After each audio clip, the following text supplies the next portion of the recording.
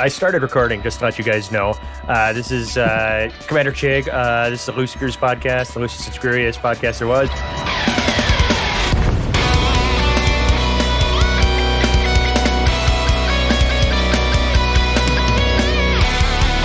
It was about to be just Teflon and Chig show again today, but instead we got a special guest. So we'll start by going around the table, and we'll start with the special guest. How are you tonight, Mr. Trax? Oh, I'm doing okay. I just finished up my other podcast and raced down here because I actually did want to discuss this with you guys. So I was excited that you had started late. Yeah, well, Teflon said we were going to upset people again because neither of us played the game and stuff. And I actually played this week, and I watched what you're excited to talk about, and I'm kind of excited to talk about it. So it was kind of actual elite content to talk about this week, so it's kind of cool. We'll compare notes. Yeah. All right. How about you, Teflon? What's up in your world? You can go all over the world and not see nothing as bad as this right here. Yeah. Fantastic. It's all good. We're I'll just run through real quick so we can get to the stuff. My wife and I were working on putting together a redecorating and redoing, pretty much remodeling the bedroom, and then I'm doing and she's kind of taken over that. So, whatever she wants in there, I don't care. But I get to remodel the bathroom, and what I'm doing in the bathroom is I'm going to paint all the walls hunter green, and then I'm decorating it. I'm turned into a Jurassic Park bathroom. So I found all these cool signs of warning raptor area and Tyrannosaurus toilet paper holder and a cat riding on top of a Tyrannosaurus for the shower curtain. I'm gonna have vines hanging down over the doorway, sort of like those old beaded curtains from the 60s. Now the bathroom gets all hot and steamy. It'll be like you're in the tropics. I like it. I have a light up Jurassic Park logo on order that I'm going to put on the wall over by the mirror. And I found a sensor audio player that I can hook up to my computer and put custom audio into. So I can't wait to play around with making custom audio files for that. It's going to be great. It'll detect when you walk in there. Yeah. Kind of thing. Oh, cool. That's going to scare the crap out of people. Yeah, it is. And then the other thing is I found on Amazon a framed picture of that scene in the first Jurassic Park where the T-Rex knocks down the outhouse with the lawyer sitting there on the toilet. And I'm putting that right behind there. That's good stuff. So good. When you said, so what I'm doing in the bathroom is, there was one of these little classic internet pauses. And I know that's not going to come out on the recording because the recording's going to smooth over it. But on my end, it was so what I'm going to do in the bathroom is, or what I'm doing in the whatever it is you said, it was a little gap right there. I was like, oh, he's remodeling it. Oh, thank God. Yeah.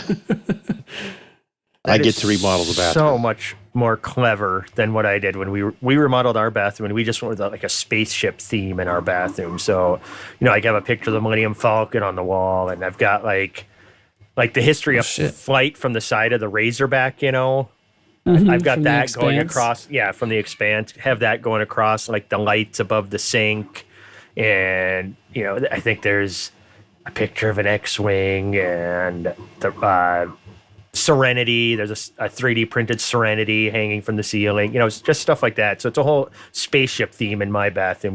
Nice spacey sanitary kind of thing. I didn't go the whole jungle direction that you did, which makes a lot more sense, and I like it a lot. I'm jealous. So. Oh yeah, man. I'm very excited. I think the reason she was like, you know what, just do whatever you want, is because of how excited I was to do it. Because I told her all these plans, and I showed her. I was like, I have a list on Amazon of things. So when we pulled the trigger on starting the remodel, I was like, I'm going to just add all this to the cart, and have all these vines and things hanging down.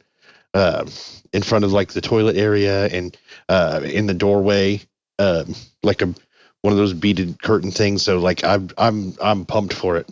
If you have like vines running and stuff, they got big leaves on them. You should have like some green colored toilet paper on some of those vines. You can pluck to use that to wipe with. We're also, the tiles in the bathroom are like plain color tiles. So we're getting a stencil that we're going to paint them to look like cobblestones. And we're getting some stick down dinosaur footprints for the floor. Wow. I'm getting all new mats and stuff for there. I seen it on TikTok. Somebody with a Jurassic Park themed bathroom, and his was not near as much planned as mine is now. Like I'm taking it to the next level with all this crap. I like it. Guys, my bathroom is unthemed. You are boring.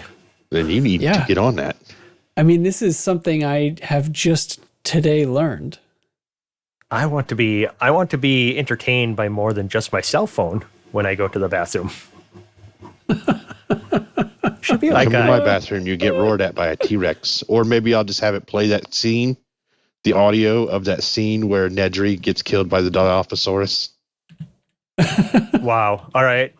By the way, have you guys ever read? Speaking of Jurassic Park, have you guys ever read the Jurassic Park book? Like just the first one, a gazillion years ago. It is so much more violent than Crichton.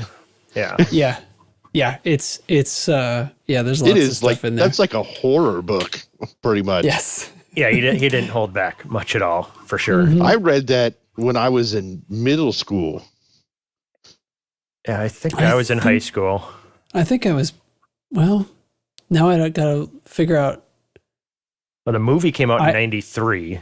Yeah, I was in the third grade in 93, and then when I got in middle school eventually in like 1996 or 1997, one of those years is when I got it from the library and read it for the first time. I bet it was a similar year for me. Yeah. Huh. I was always further ahead on my reading level anyway. I think I'm gonna redo my bathroom theme, and I'm gonna like paint the bathroom like diagonally, like it's split into two parts. And one side have like all Apple themed stuff, and the other side have like all Samsung themed stuff. So it's like you're like in this warring cell phone store. I think that might be an interesting bathroom theme. So I got weird. an idea. That is a very weird bathroom theme. Do it all bright colors and flashing lights like a rave. So every time you go to the bathroom, you're in a rave. Is there going to be somebody in there pressuring you to sign a contract with like free phones? No. But if you're on one side of the room, the speakers are sensitive enough that if you go, "Okay, Google," it'll put you in contact with with an Android phone salesman. And if you're on the other side of the room, you say, "What is it, Siri? Is that the Apple one?" Yes. I don't even know. I don't use Apple shit. It is. Okay. It is. On the other side of the room, yeah. And then you can I'll do like Teflon was thinking, I'm just coming up with this off the cuff, so just go with it. How he was going to have stuff recorded. I'll have stuff recorded where like the Google Assistant and the Siri start arguing with each other, like, fighting parents. Or no, like from Airplane. Remember on Airplane when they were fighting over the intercom at the beginning? That's what I could do. Yeah. Something like that, for sure. I'm sure there's some form of audio somebody's made of those two fighting each other. Yeah, I know they did it with Siri and Cortana. Yeah. Well, all right. Now we're in a pressure here because we might only have tracks for a little while, so we should probably get moving. Enough bathroom talk. Oh boy. All right. Should we do a squad up? Well, none of the squad guys are here. I'll do squad update real quick. The classic. Okay, squad update. We're doing stuff. It's on our Discord. Go see it. Blooming Wind and Nurgle, those guys, they put in a lot of work giving stuff to do and getting our stuff going great. Go show up, help the squadron, kick some ass. There we go. Squadron update is bypassed. There's two wars and there's some other stuff. And there's also thargoids. They include our local thargoid targets in those as well. So once again, that's going to be in our channel. And we don't have to blow through everything now. Let's just move up the discussion. And then when Trax has to leave, we can do everything else. No, we can do this. I got a minute, guys. Let's do that. I wouldn't have sat down if I only had like 10 minutes for you. Okay. Okay. Yeah, let's do the segments. It's gonna be fine. Let's do Bard. Who's in control of sounds? The sound guys Everybody here. is in control of the sounds. Do you want me to do it? I'll play Bard. I'll do it. All right. I think. Wait, is this the right? You Yeah, gotta this is the right do the one. train first. You do the train first. And aboard the Tin-Hattie Express!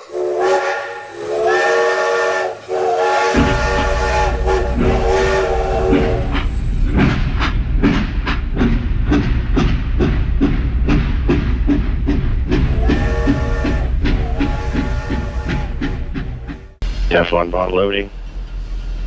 You sure this is gonna work? I am the Teflon AI. That's what the contingency plan is for. I can restore order to the Express. Contingency plan? You mean the weird sex doll thing? I am equipped for hostilities with other AI. Put me in, coach. Murder, death, kill. Yeah, let's turn it on. You can't be serious. Oh, trust me, it works. Now let's do the recap and resolve this AI problem once and for all. Murder, death, kill. February 20th, Maelstrom Protection Tech undergoes testing. February 23rd, Galnet provides Thargoid War update, and Aegis launches Caustic Sink initiative. That's all for the news this week. Murder, death, kill. Why do I sense danger? Have fun out there.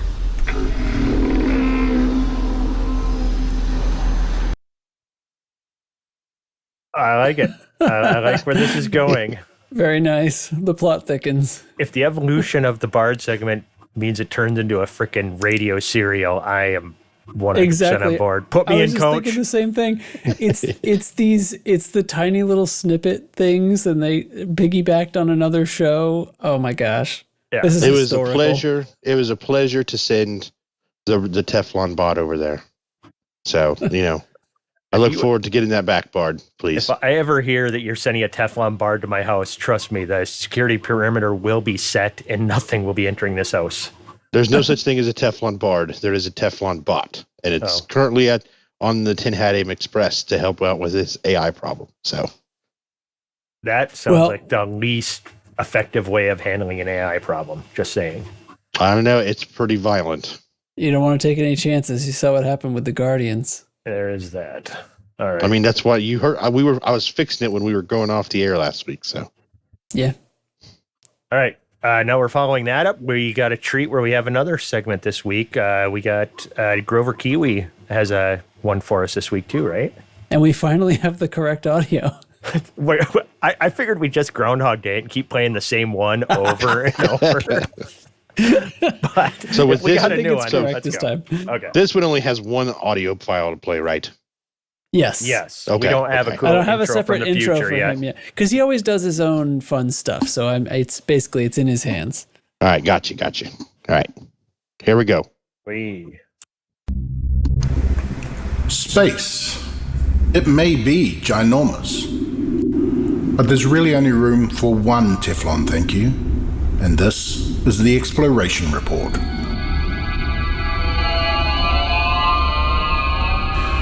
We're going back to basics for commanders new to exploration, and so this week's topic is the jump, honk, scoop, scan, repeat process. Every ship has the ability to jump between systems, honk and scan. Jumping, of course, uses your frameshift drive, and honking is the process of using your Discovery scanner to scan a system to identify stars and the number of planetary bodies in a system. You have to bind the Discovery scanner, the D scanner, to a fire group, and it will only work while your cockpit is in analysis mode. Me, I have it bound to my main trigger, that is, the primary weapon. As soon as you come out of hyperspace, you can start honking the system, regardless of whether you're exploring or just moving around the bubble. Honking the system will earn you data that you can sell to Stellar Cartographics. The next step is the scoop, fuel scooping. For that, you need to ensure you have fitted a fuel scoop to your ship. Without one, you won't be exploring very far. Any star types in the acronym KGB foam are scoopable. You fly close to the star until your fuel scoop starts scooping, and stay away from the red line around the star designating the exclusion zone, the point where you'll crash out of supercruise and the star will try and cook you. Our recommendation is to fit the biggest fuel scoop you can. It will save you tons of time in the long run. Although you can sit in one place while scooping and do other things, you need to remain in supercruise, and it takes a bit of practice to find a good place to sit while your ship refuels and not build up too much heat. The next process is the scan, using the FSS scanner, the Full Spectrum System Scanner. The default keyboard command is the apostrophe key to enter and exit. This is another core module of every ship and allows you to identify planetary bodies, their characteristics, signal sources such as fleet carriers, and asteroid clusters. Once again, you'll need to be in supercruise and analysis mode to activate this system. It's basically a frequency bar overlaid on a portion of the system you're in. You can pan around the system to point to identified objects and move up and down the frequency bar to identify that object. When you have a match, you zoom in to scan that object. It's a game mechanic that's fairly simple to get to grips with and is quite powerful when you master it. Scanning planets and moons will earn you more cartographic data you can sell. It also fills your system map with the details of all the bodies you scan, along with information to help you decide if there's anything worth investigating further. The life of an explorer is filled with a lot of jump, honk, scoop, scan, hence the repeat part. It's just how it goes.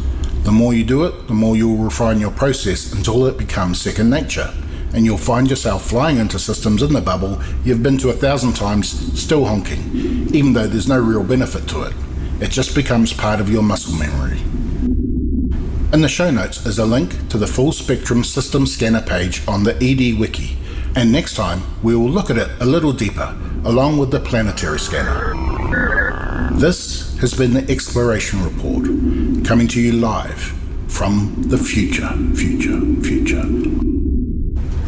My wife thinks I'm funny. Or was that corny? Good stuff as always. Grover, you got to come on the show and we can talk exploration with you in studio. Actually, on the show, talk live instead of a recording. Yeah, our recording time's like the middle of his day or something. I think sometimes he could actually be here. Yeah, if he just wants to show up on his lunch break. I have bad news for Grover anyway.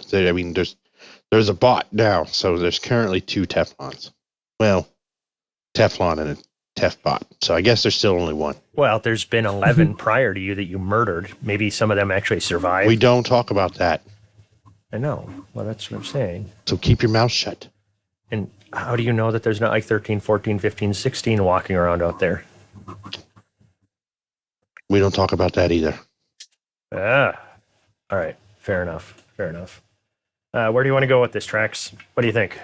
Jump right into it? Or are we going to talk about the other stuff?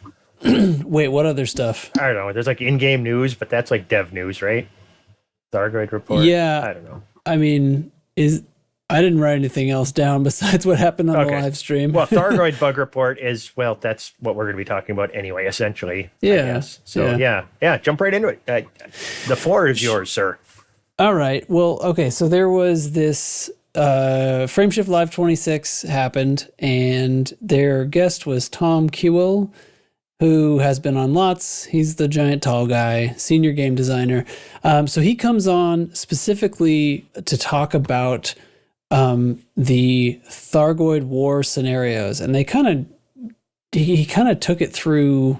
You've seen it, you saw it just today, right? So you actually have a little more fresh, but like he took it through almost from a historical perspective. Not I shouldn't say it like that, but like, you know, the different sorts of things that we had, and then the Maelstroms came and all the, you know, and things like that, and how its main focus of it was on like how it's expanded to where we are now as far as how scenarios work. So I came into this, like, we had done some experimentation the last time I played based on this thing that I'd talked with Frontier Support about, right? About like the missions don't seem to line. I mean, I had this other question for them, but like the missions don't seem to line up with where the Thargoids tend to spawn.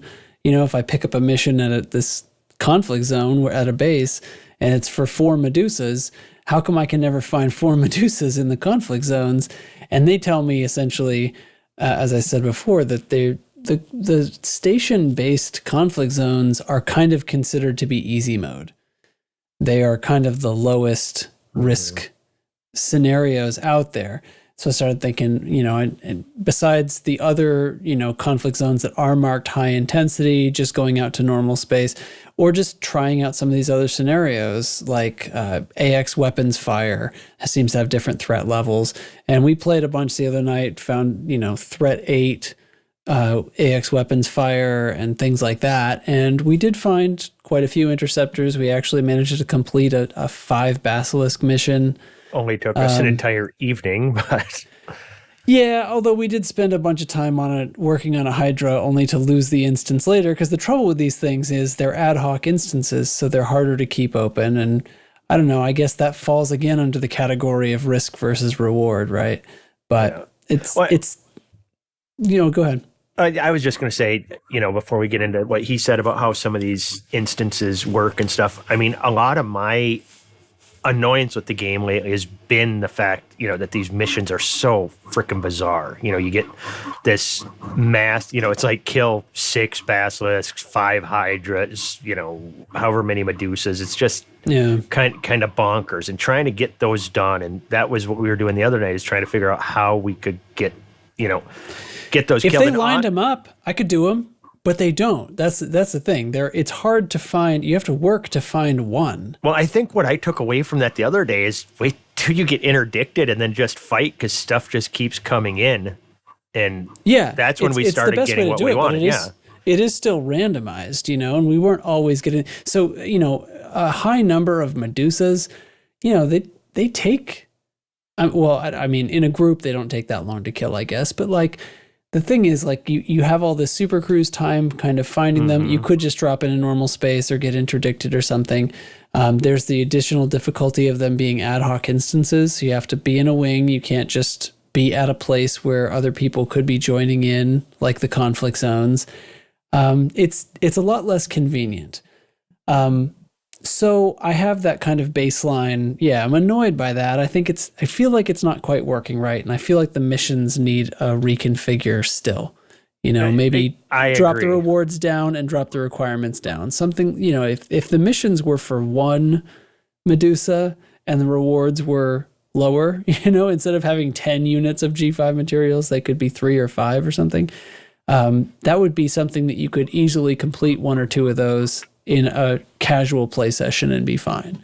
But as it stands now, it's sort of like the threshold for completing anything is really, really high. So that's what I was thinking. And I'm coming into this. What I came away from, just once again, is now after listening to what Tom said today, I'm really thinking of missions apart from that. I think missions are just kind of a busted mechanic right now for, I don't know, this is another thing that I came away with, just jumping ahead just a little bit in my mind. I was going to mention this later. Is I almost feel like the type of players we are, going and trying to find those missions and running into Cyclops. Cyclops is like killing boars in World of Warcraft or something. It's so pointless Trash and mobs. boring for us. Exactly. that they are kind of. And I understand so many players killing a Cyclops is still very difficult, or they haven't done it yet. But once, like they say with Thargoid fighting, is it's hard until it's not. And that's kind of where we're at. So what we're doing, we might be playing the wrong game when we're doing some of this stuff. And we'll get into that with Cool again. But I'm so stepping away from the whole mission problem. I'm done being mad at that, because I think if we wanted to go do missions and do it for engineering mats and the extra credits and stuff, the way I would do it is we would fly around and take turns getting interdicted and then getting an instance that way, and you'll eventually get everything you need. It's just going to take time. Yeah. And man, you don't even have to get interdicted. You can just pop, 1 million meters away from the station and kill your just super sit there. cruise. Yeah. Just sit there and wait. It's the same as being interdicted, because they'll be there in a moment. Tef, did you watch the segment on the stream? I did, but I was a little bit. I was also doing stuff while I was listening into it. Right on. So, okay. All right. I missed some things too. So sure. Okay, yeah, and I'm agreeing with Chig here. Like the interview, like that's the feeling that I went into it with, was I was sort of mad about these missions, and the interview made me feel like, okay, I need to like take a few days, and my dogs are freaking out. My wife's probably home. I need to take a few days and take a little break or something and come back at this and try to have a little bit of a reconfigured mind, because when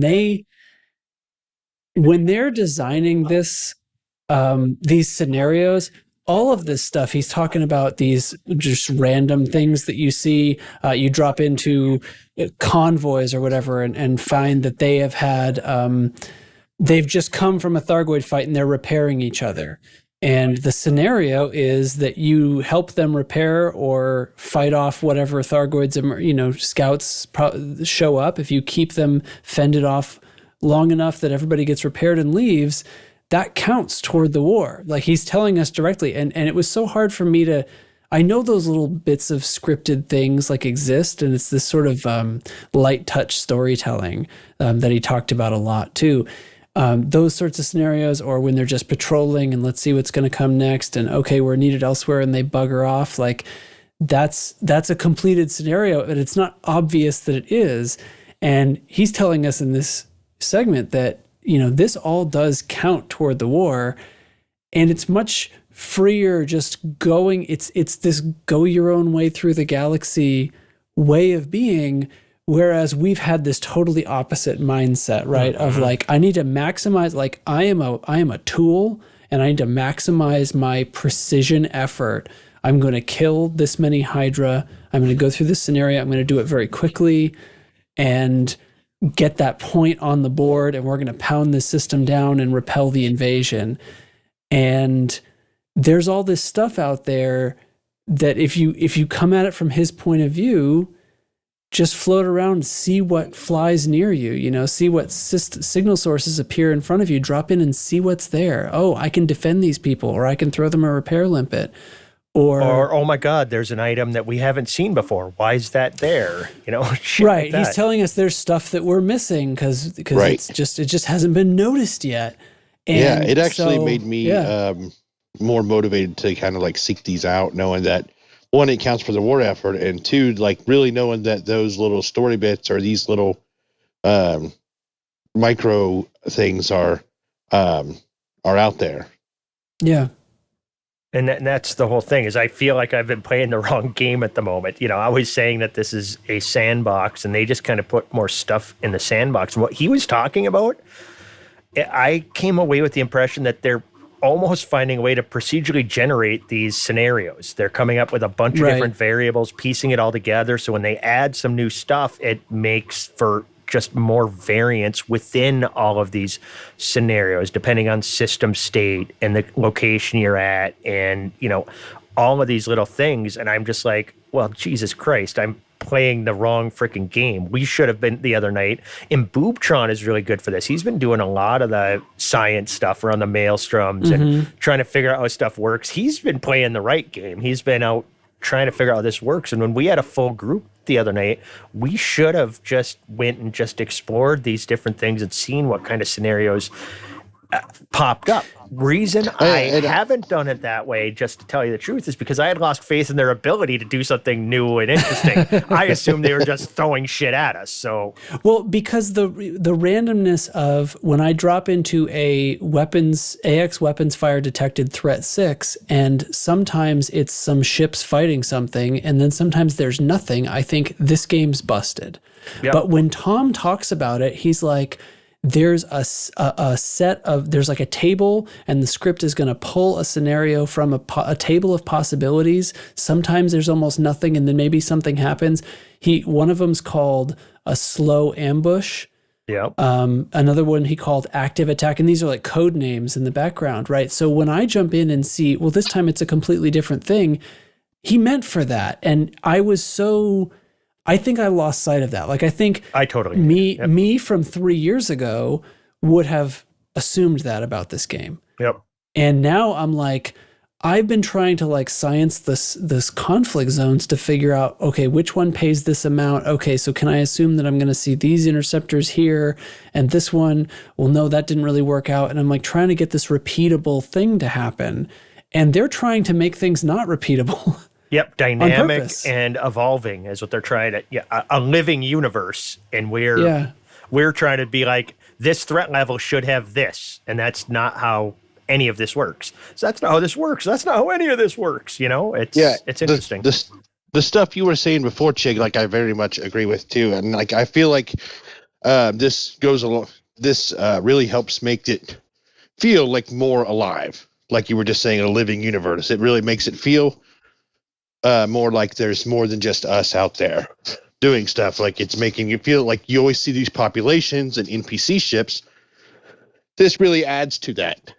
Well, that's what they said about the NPCs actually affecting the things that happen, like, you know, how they send repair limpets after you and stuff like that, or how when we hear of an NPC complaining, oh, keep your eyes peeled, there should be some thargoids, it's just because the moron moved out of radar range and doesn't see thargoids on his radar.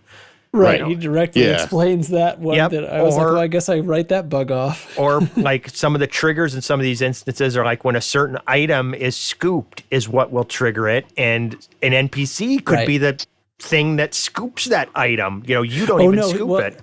He specifically said that didn't work. Yeah, well, they were trying to get it to work. Remember what he said is that it didn't work, and then they started the instance again to try to see if it would work. You know, because he was waiting to see if it was going to happen, and when it didn't. I heard that differently. I thought it was like a random.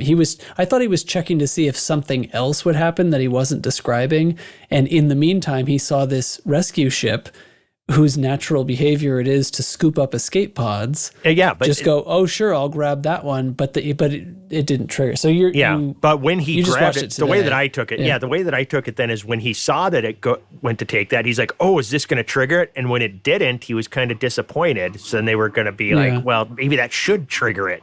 So they're kind of evolving as they go, which I think is super freaking cool. Okay.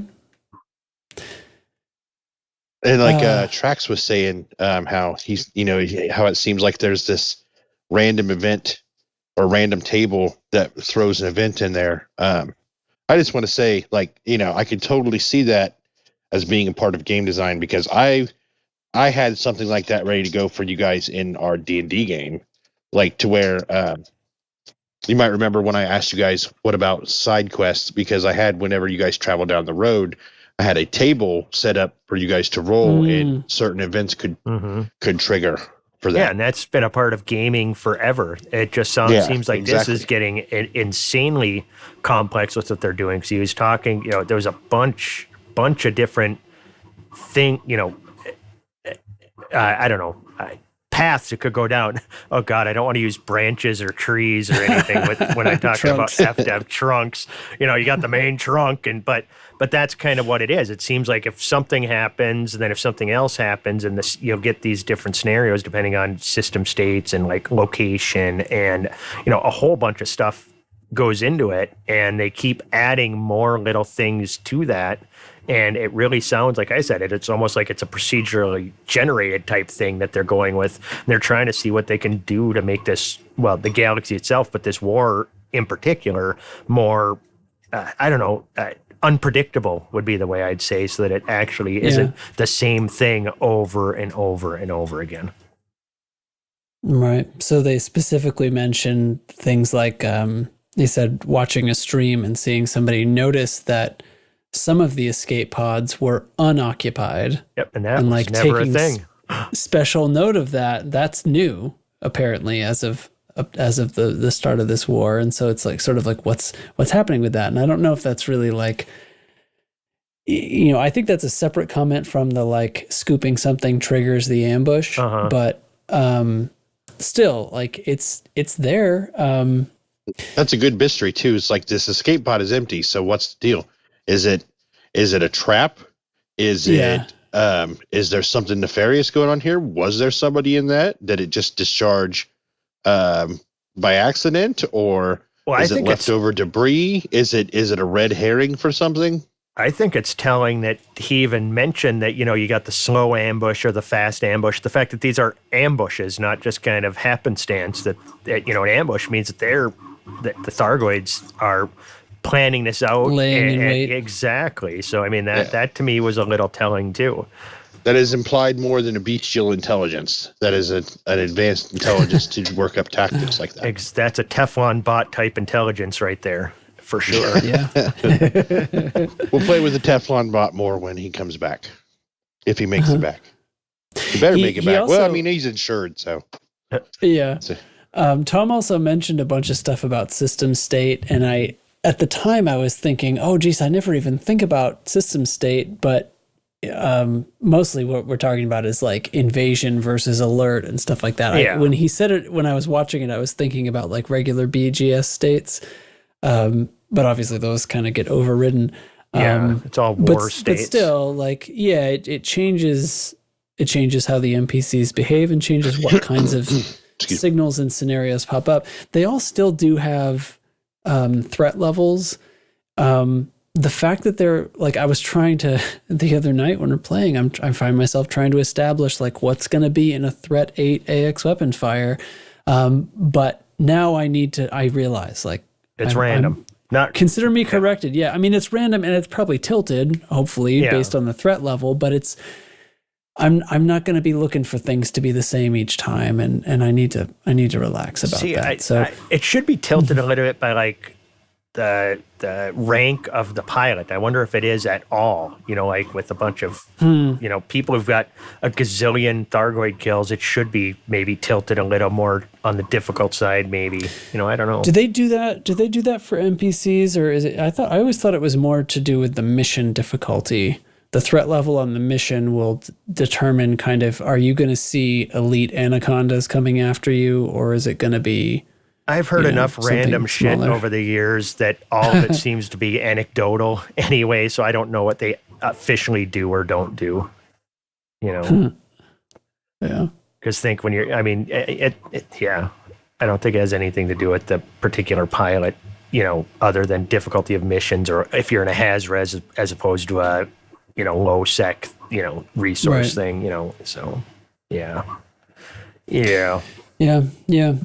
Well, I'm excited to. I'll play and do a stream tomorrow, and I don't know. I'll make no plans. I'm gonna try to embrace the new way of thinking about it, and the new happier me hopefully will result from that. See, I think one thing about with our, and I hate to say it, this isn't like a narcissistic or a conceited thing. We kind of play at a different level because we play this game so much. Jake. Yeah, we've forgotten what it's like to be new to stuff. But being at the level that we are in AX combat and just in piloting in this game overall, I think that we could learn a lot in an evening just dropping into different ones and trying to pay attention to how things occur over the course. Because if a few Cyclops drop in, we can just murder and then continue to look at what items are in the instance, what comes in after. And, we could learn a lot because the Thargoids themselves aren't going to really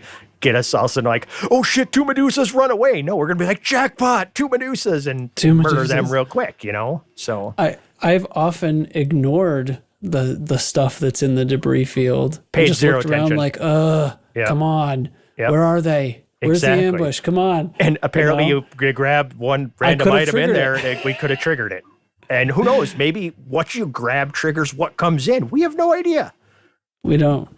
And we could play around with that, grabbing the higher value stuff, maybe, or because usually there's like a sensor in there or something. There's usually a few materials, which I have bothered with on occasion. Yeah, but I'm like maxed out on all the materials, so it's a matter of grabbing whatever commodity bullshit is floating around. But now I'm going to want to carry a collector limpet. A bigger cargo rack. I'm going to carry a collector. I'm going to put a collector limpet on my ship. It's not like I die, so I can get rid of an armor, I guess. I don't know, and just collect shit. I don't know. There's all some possibilities. After watching that, I'm kind of excited to get out there and play around with it. So if you're on tomorrow night and I'm home in time, I'm gonna hop in with you. Most definitely. Prax is like, we're kind of a big deal. To the Thargoids, we are. Yeah, they're scared. They run scared. If only. Yeah. Anyway, well, I think don't take our word for it. I think everybody should go and watch this segment. I didn't put the link in the show notes yet. I'll make sure to do that when I post the episode to the YouTube replay. For me, it was one of the most, I like their dev interviews all the time anyway, but this was one of the most important ones for me. It was eye-opening for me. It just totally changed my frame of mind. Yeah. Yeah, I really enjoyed it too. It's nice to get to peek behind the curtain stuff, and it does kind of change the perspective on things. I had to get woken up out of this. I don't know if I was gamifying it too much or if I wasn't gamifying the game enough or something, but like it was too much of a like trying to achieve the min-max. Yes. And you need to just try to enjoy the game. I love, shipbuilding. Yes, I'm gonna play around with things and do all kinds of min-maxing and decide when not to. And I love shipbuilding. I love engineering. I love all that minutia. And then when it comes to this, the perspective of it's a random table and it's supposed to be, but it all still counts. Mm-hmm. Even the random nonsense like repairing other NPC ships or protecting them until they get away counts for the war. Yeah. Like, and now that same frame of mind, like 2 weeks ago, I'd have been like, but how much? Why aren't they telling us which things are 1 point and which things are 2 points? I'm like, oh my God, I was hurting myself. Yeah. Yeah. I felt no direction in the game. I was playing and I think about it. Okay, I want to complete these missions. Why? To get some engineering mats and lots of piles of credits. And I don't know, I got 50 billion credits and I've got enough engineering mats to engineer like 10 ships tomorrow if I wanted to, all the grade 5. Why do I care about any of that? As I've said about this game, I just love to go fly my ship. So now I can just go fly my ship. I got to quit thinking about that side of it and just start having fun again. Right. So cool. All right. Is your wife home? That's what I got. Yes. Okay. And if you don't mind, I will dash and let you guys finish up. Yeah, we'll finish up. We just got a couple little things. I think he's got a cheese here that every time I look at it, I think it says bukkake, but that's not what it says. So, all right. It's not what it says. No. Okay. It's not what it says. I got to check my glasses, but it's even the color. All right. All right. You go have fun with your wife. Thanks for coming in, man. Good chat. All right. Yeah. Yes, thanks for coming in. See you tomorrow. Bye. Yep. Special guest, Jay and Trax, everyone. Woo! All right, so I don't have an applause sound. That's all that covered. We can just go woohoo! That was nice of him to come on the week that he takes off from this show, just to get that discussion in and to save it from just being me and you again. That's always a plus. I don't know. Do you want to cover your cheese? Sure. And then we'll get we'll put a fork in this thing or whatever you do. Something like that. All right. So, the cheese for this week is one that I am familiar with, Becca. So I have Swiss ancestry, and my grandmother was very into genealogy, and I remember being a teenager, and we drove to Bern, Indiana, because she was checking some back records from when family came over from Switzerland. Okay. And while we were there, we went and toured a cheese factory. And one of the cheeses we bought, I really liked, and so I chose that one for this week's cheese. It is called Butterkäse. It's German, but it's also but that means butter cheese. It's a semi-soft cheese with a golden natural rind. It's very popular in Germany and Austria for its creamy texture and buttery-like taste. So as I said, it literally translates to butter cheese. But the cheese is actually cheese. Perfect. The cheese is actually butter-free. Actually. Wait, what? Yeah. All right. But since it can be sliced or spread or melted, it makes a perfect table cheese for like cheese and crackers or just snacking on cheese. And apparently it's very good with a glass of beer. Well, what isn't? All right. Well, then movie anniversaries, we had jack shit this week, but Wintermute brought up one. Dark Side of the Moon, Pink Floyd, 50 years old. That's not a movie. That's an album. That's an album. Great. There is a Dark Side of the Moon movie, great. but it's very bad. Yeah, you mentioned that to me earlier. This album is very good. Yeah, we don't need another recap of that movie, but actually we might. No, let's move along. I two things about Pink Floyd. First, David Braben apparently is a huge Pink Floyd fan, and I wish I knew the YouTuber who's got this whole tinfoil hat theory about all the secrets in Elite Dangerous are tied to Pink Floyd. If anybody knows what that is, mention that in Chig Chat for me, because I'd like to go watch those sometime, because those are interesting. And if you ever read Ready Player One, there's a lot of secrets in the Oasis that's tied to Rush.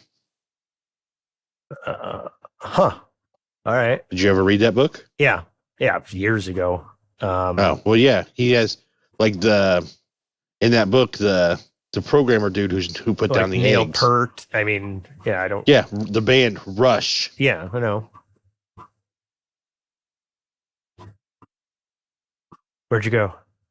I'm still here. Oh, okay. Yeah. Well, you just got quiet.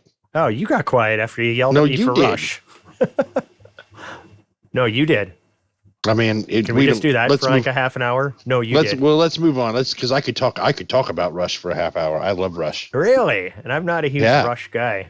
I'm a big fan of Rush. I think Neil Peart is one of the most lyrical drummers I have ever heard. Oh yeah, if not, most people have him in the top 5 of all time, don't they? His drum line was like so complex sometimes, and so just harmonic. It was or melodic. It was just crazy.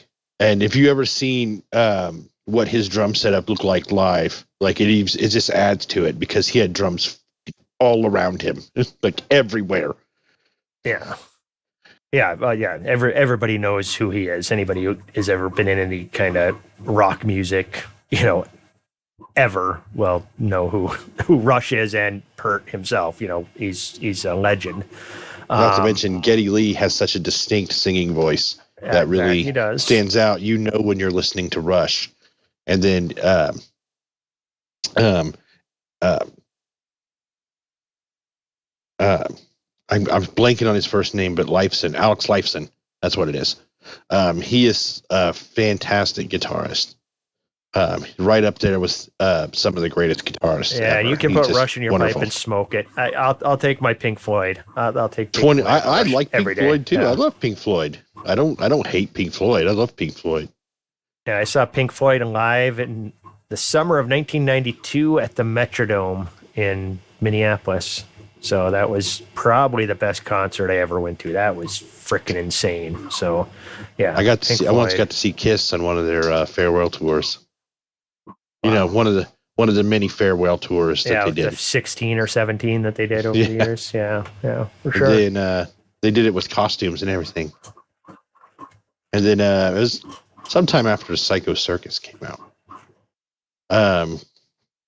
I've been to more John Mellencamp concerts than I can count.